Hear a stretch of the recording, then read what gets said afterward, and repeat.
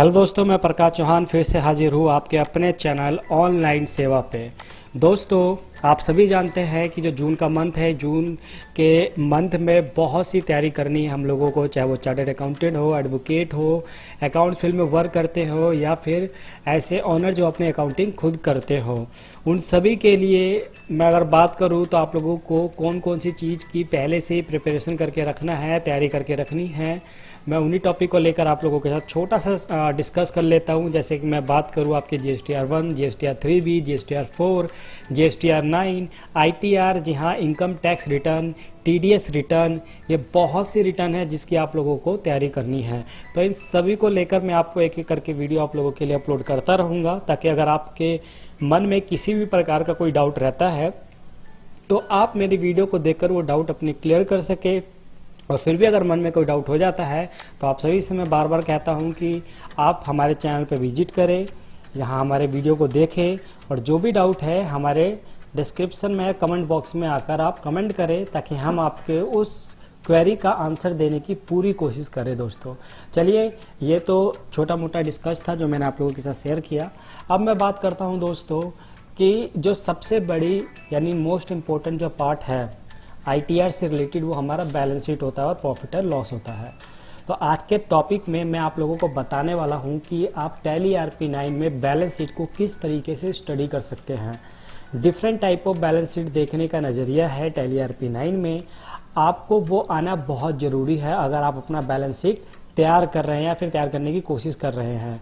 क्योंकि एक perfect accountant के लिए टैली मेंटेन के साथ साथ उसको बैलेंस शीट का फॉर्मेट और प्रॉफिट एंड लॉस का फॉर्मेट आना बहुत ज़रूरी है, ताकि जब वो अपनी रिटर्न फाइल करे या फिर किसी चार्टर्ड अकाउंटेंट के साथ बैठे तो उससे जिस चीज़ के लिए बोला जाए वो फटाफट उसको सॉल्व कर सके। तो चलिए स्टार्ट करते हैं आज का टॉपिक। और दोस्तों देखिए, जैसे कि मैं टैली RP9 में आ चुका हूँ, आप लोग देख सकते होंगे ये चौहान एंड अकाउंटेंट एसोसिएट एक कंपनी है, मतलब एक फर्म है। इसी को लेकर आज मैं आप लोगों को बताने वाला हूं कि आप टैली RP9 में बैलेंस शीट को किस तरीके से, यानी डिफरेंट टाइप ऑफ तरीके से आप बैलेंस शीट को व्यू कर सकते हैं अपने टैली RP9 में, जो कि आप लोगों को आना बहुत ज़रूरी है। इसलिए ये वीडियो मैं बना रहा हूँ। तो चलिए टाइम ना वेस्ट करते हुए मैं आ गया बैलेंस शीट में। बैलेंस शीट में जाने के बाद आप लोग दोस्तों यहाँ पे देख रहे होंगे, सबसे पहले इस फॉर्मेट को कहा जाता है वर्टिकल फॉर्मेट। और अगर अकाउंट्स की लैंग्वेज में बात करूँ तो ये T फॉर्मेट कहलाता है। T फॉर्मेट कैसे कहलाता है, आप देखिए बैलेंस शीट से लेके यहाँ कंट्रोल M तक, यानी इसको अगर मैं ऐसे करूँ और ये बीच में से एक लाइन खींचूँ तो ये T बन रहा है, इसीलिए इसको T फॉर्मेट कहा जाता है अकाउंट्स लैंग्वेज में। कहीं F12 प्रेस करेंगे, लैपटॉप में है तो F1 के साथ 12 प्रेस करेंगे, और अगर कंप्यूटर पे काम कर रहे हैं तो सीधे F12 प्रेस कर दीजिए। अदरवाइज यहाँ पे देखिए F12 कॉन्फ़िगर का ऑप्शन आ रहा है, इस पर आप क्लिक कर दीजिए। जैसे क्लिक करेंगे सबसे पहले देखिए यहाँ पे लिखा रहा है शो वर्टिकल बैलेंस शीट। जैसे ही मैं इस पर यस करूँगा तो ये वर्टिकल में शो हो जाएगा। ये देखिए पहले हॉरिजॉन्टल था हमारा और अब वर्टिकल हो गया है। पहले T फॉर्मेट था अकाउंट्स के लैंग्वेज में, लेकिन अब इसको आप L फॉर्मेट कह सकते हैं कि ये L फॉर्मेट है। ठीक है, तो अकाउंट्स के लैंग्वेज में दो होते हैं, एक T फॉर्मेट, एक L फॉर्मेट। इसी तरीके से एक हॉरिजॉन्टल होता है, एक वर्टिकल होता है। तो पहले वाला जो फॉर्मेट था वो हॉरिजॉन्टल था, अब वाला जो फॉर्मेट है वो वर्टिकल फॉर्मेट है। अब देखिए पहले वाले हॉरिजॉन्टल फॉर्मेट में एसेट और लायबिलिटी का नाम आप लोग देख रहे होंगे, लेकिन यहाँ पे देखिए लायबिलिटी की जगह सोर्स ऑफ फंड लिखा हुआ आ रहा है और एसेट की जगह एप्लीकेशन ऑफ फंड लिखा हुआ आ रहा है। तो इस तरीके से आप अपने बैलेंस शीट को हॉरिजॉन्टल से वर्टिकल और वर्टिकल से हॉरिजॉन्टल में कर सकते हैं। चलिए आगे बढ़ते हैं और कुछ देखते हैं इसमें। तो इसको मैं फिलहाल अभी नो कर देता हूँ। नो करते आप लोग यहाँ पे देखेंगे प्रॉफिट और loss both has a liability. अभी देखिए मैं आपको दिखाता हूँ स्कैप करके। इसको पहले मैं नॉर्मल कर देता हूँ, यानी हॉरिजॉन्टल में कर देता हूँ, और इसको कंट्रोल ले करके मैं सेव कर देता हूँ। यहाँ पे देखिए प्रॉफिट एंड लॉस यहाँ पे मेंशन हो रहा है कि आप प्रॉफिट एंड लॉस कितना हो रहा है। अब उसका मतलब क्या होता है दोस्तों कि अगर डेबिट साइड वगैरह प्रॉफिट एंड लॉस आ रहा है और अगर आप इस ऑप्शन को यस कर देते हैं, अभी देखिए यस कर रखा है मैंने, इसलिए यहाँ पे आ रहा है। मान लीजिए इसे मैं नो कर देता और कंट्रोल लेकर के मैं सेव कर देता, तो यहाँ पे देखिए कोई फर्क नहीं पड़ा। अब उसका ऑप्शन होता किस लिए है एग्जैक्टली ये मैं आपको बता देता हूँ। अगर आपका डेबिट साइड आ रहा है, यहाँ पे देखिए अगर आपका डेबिट साइड आ रहा होगा, एसेट में प्रॉफिट एंड लॉस आ रहा होगा, यानी लॉस अगर आपका लॉस है तो जाहिर सी बात है आप इस साइड ही आपका शो होगा, और अगर आपका प्रॉफिट है तो लायबिलिटी साइड शो होगा। तो ये कह रहा है कि अगर लॉस आपके डेबिट साइड आ रहा है प्रॉफिट या लॉस, क्या आप इसे लायबिलिटी साइड में दिखाना चाहते हैं, जो लायबिलिटी दिखाना चाहते हैं तो इस ऑप्शन को यस करने से यहाँ पे मेंशन हो जाता है वो, जो कि ऑलरेडी पहले से यहाँ पे मेंशन है।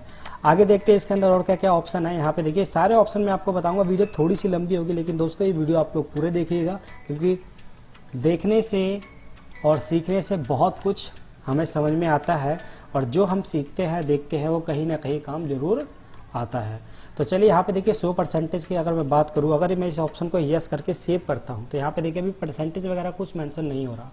अब इसको हम शो किस लिए करते हैं, कई बार ऐसा होता है हमें देखना होता है कि हमने अपने फर्म या कंपनी में कितना परसेंटेज, 100 में से कितने परसेंटेज हमारा कैपिटल यानी पूंजी लगी हुई है, कितनी परसेंटेज हमने लोन उठाया हुआ है, कितना परसेंटेज हमारी लायबिलिटी है, कितना परसेंट सस्पेंस अकाउंट में है। ये सारी चीज़ें अगर आपको देखना है, कितने परसेंट आपकी फिक्स असेट लगी हुई है, कितने परसेंट आपने इन्वेस्टमेंट किया हुआ है 100 में से, तो उस केस में हमें इस ऑप्शन को यस करना होता है। मैं इसको सेव कर देता हूँ। तो यहाँ पे देखिए नीचे 100% आ रहा है। इस 100 में से आप लोग देख रहे होंगे यहाँ पे 41.54% कैपिटल लगा हुआ है इस फर्म के अंदर, और लोन लायबिलिटी की अगर मैं बात करूँ तो 26.14% लोन लायबिलिटी है इसके अंदर, यानी हमने लोन लिया हुआ है। 26% लोन लिया हुआ है, 41.54 के आसपास कैपिटल यानी खुद की पूंजी लगाई हुई है, 0.40% सस्पेंस अकाउंट में है, और 0.31% यानी 31.92% प्रॉफिट। इन सबका टोटल आप लोग यहाँ पे 100% देख रहे होंगे। तो आई होप कि आपको ये समझ में आ गया हो कि ये परसेंटेज किस काम आता है और कब इसका यूज़ करेंगे आप लोग। तो इसको मैं नो कर देता हूँ। आगे देखिए शो वर्किंग कैपिटल। अगर आप वर्किंग कैपिटल देखना चाहते हैं, वर्किंग कैपिटल का फार्मूला आप सभी जानते हैं, fix asset minus current liability हम कर देते हैं, तो हमारा current asset minus current liability जो हमारी होती है, यानी असेट में से जब हमारी लायबिलिटी माइनस होती है तो वो हमारी वर्किंग कैपिटल में निकल के आती है। तो मैं अगर इसको यस करूँ और यहाँ पे जाके इसको मैं एंटर करता हूँ, तो यहाँ पे आप लोग देख रहे होंगे current asset minus current liability. तो हमारा ये वर्किंग कैपिटल का फार्मूला आता है, 12th क्लास में भी हमने पढ़ा हुआ है, 11th क्लास में भी हमने ये पढ़ा हुआ है। तो वर्किंग कैपिटल आप लोग देख सकते होंगे कि वर्किंग कैपिटल को किस तरीके से आप शो किया जाता है अगर हम इस ऑप्शन को यस कर देते हैं। तो इस ऑप्शन को मैं नो कर देता हूँ। यहाँ पे देखिए एक दिया हुआ method of show balance sheet. देखिए कई बार ऐसा होता है, मोस्टली कंट्री जो है वो लायबिलिटी और एसेट के बेस पर अपना बैलेंस शीट बनाती है, लेकिन कई ऐसी कंट्री हैं जो एसेट और लायबिलिटी के बेस पर अपना बैलेंस शीट बनाती है। तो अगर आप चाहते हैं, जैसे यहाँ पे देखिए इस टाइम लायबिलिटी लिखा हुआ रहा है, आप चाहते हैं कि यहाँ पे एसेट लिखा हुआ है, यहाँ पे लायबिलिटी लिखा हुआ है, तो उस केस में आप इन दोनों में से कोई भी एक ऑप्शन सेलेक्ट कर सकते हैं। मैं अगर एसेट लेकर ये सेलेक्ट करके दिखाऊँ तो यहाँ पे देखिए एसेट लिखा हुआ आ गया। बस इतना ही फ़र्क है, इसमें और कोई ज़्यादा फर्क नहीं है। अब चलिए मैं इसको नॉर्मल कर देता हूँ। इसके बाद यहाँ पे देखिए exclude particular with zero closing balance. तो यहाँ पे देखिए अभी मैं बताता हूँ क्या है वो। करंट लायबिलिटी आप लोग देख रहे होंगे यहाँ पे जीरो आ रहा है इस केस में। तो आप चाहते हैं कि ऐसे जो लायबिलिटी है या फिर ऐसे एसेट है जो जीरो है लेकिन फिर भी यहाँ पे शो हो रहा है, लेकिन आप उसे देखना नहीं चाहते, आप उसे हाइड करना चाहते हैं, तो उस केस में आप लोग कॉन्फ़िगर पे जाएंगे और यहाँ पे इस ऑप्शन को कर देंगे यस। तो अब देखेंगे कि यहाँ पे जो जीरो वाले हैं वो हट चुके हैं। तो यहाँ पे जो करंट लायबिलिटी आ रहा था वो हट चुका है। तो आपके जो लायबिलिटी एसेट साइड जो जीरो वैल्यू वाले होंगे वो हट जाएंगे अगर आप यहाँ से इस ऑप्शन को यस कर देते हैं। तो इसको हम नो कर देते हैं। अब यहाँ पे देखिए अपीयरेंस ऑफ नेम यानी डिस्प्ले नेम स्टाइल, यहाँ पे जो नाम आ रहा है वो नाम आप किस तरीके से देखना चाहते हैं। एलाइस के नेम से देखना चाहते हैं कि पहले एलाइस है फिर नाम है, सिर्फ एलाइस, या फिर नेम एलाइस के साथ, या फिर सिर्फ नाम। अभी होता क्या है, देखिए एलाइस जब भी आप लेजर बनाते हैं, जब आप नाम टाइप करते हैं तो नीचे एलाइस आता है, यानी वो निकनेम होता है एक तरीके से, ताकि ये हमें पता रहे। कई बार ऐसा होता है मैंने लिखा लोन फ्रॉम फ्रेंड, अब किस फ्रेंड से मैंने लोन लिया, तो एलाइस में हम लिख सकते हैं लोन फ्रॉम राम फ्रेंड। तो एलाइस में वो निकनेम हो जाता है। तो अगर आप उसके यहाँ पर देखना चाहते हैं बैलेंस शीट में भी, तो उस ऑप्शन का आप इस्तेमाल कर सकते हैं। आगे बढ़ते हैं हम। यहाँ पे देखिए scale factor for value default. ये दोस्तों आप लोगों के लिए मोस्ट इंपॉर्टेंट है, आप लोगों के काम आ सकता है। और वो काम क्या आ सकता है मैं आपको बताता हूँ। अभी देखिए यहाँ फिलहाल ऊपर देख सकते हैं आप लोग, कुछ भी नहीं आ रहा होगा। जैसे यहाँ पे क्या आ रहा है 2,13,882 कैपिटल, लोन 1,34,000, यानी पूरे फिगर में आ रही है। लेकिन अगर मैं अब इसका इस्तेमाल करता हूँ, डिफ़ॉल्ट को हटा के मैं यहाँ 100 कर देता हूँ और इसको कर देता हूँ सेव, तो यहाँ पे देखिए फिगर इन 100 आ रहा है।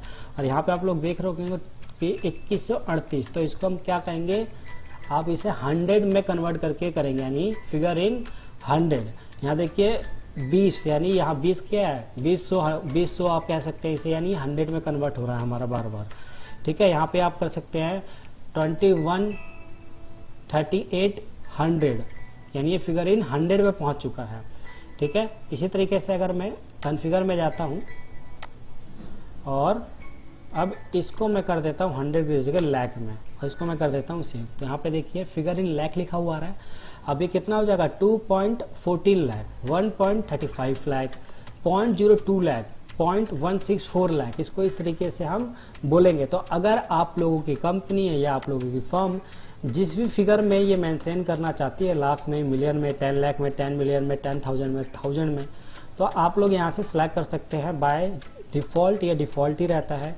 सो बेस करेंसी सिंबल, अगर आप इस ऑप्शन को यस करेंगे तो यहाँ पे जो फिगर इन लाख आ रहा है, यहाँ पे आपका करेंसी जो भी आपकी कंट्री होगी उस कंट्री के हिसाब से करेंसी यहाँ पे मेंशन हो जाएगी। देखिए इंडिया में है तो इंडिया में इनर या रुपीस यहाँ पे मेंशन हो गई है। तो दोस्तों इस तरीके से आप अपने टैली ERP9 का जो बैलेंस शीट है वो डिफरेंट टाइप ऑफ तरीके से व्यू कर सकते हैं, और क्या क्या व्यू किया जा सकता है बैलेंस शीट में, वो सारी चीज़ें लेकर मैंने आप लोगों के लिए एक वीडियो बना दिया। आई होप ये वीडियो आप लोगों को काफ़ी पसंद आई है तो इस वीडियो को लाइक जरूर करें, कमेंट करें आपके मन में अगर कोई डाउट है तो, और ज़्यादा से ज़्यादा हमारे इस वीडियो को शेयर करें, और हमारे चैनल से जुड़ने के लिए सब्सक्राइब बटन पर क्लिक कर ले, बेल बटन को ऑन करना ना भूलें, ताकि टाइम टू टाइम आप पे नोटिफिकेशन पहुंचता रहे जब भी यहाँ पे मैं कोई नया वीडियो अपलोड करूँ। नेक्स्ट वीडियो मिलेंगे दोस्तों, थैंक यू सो मच।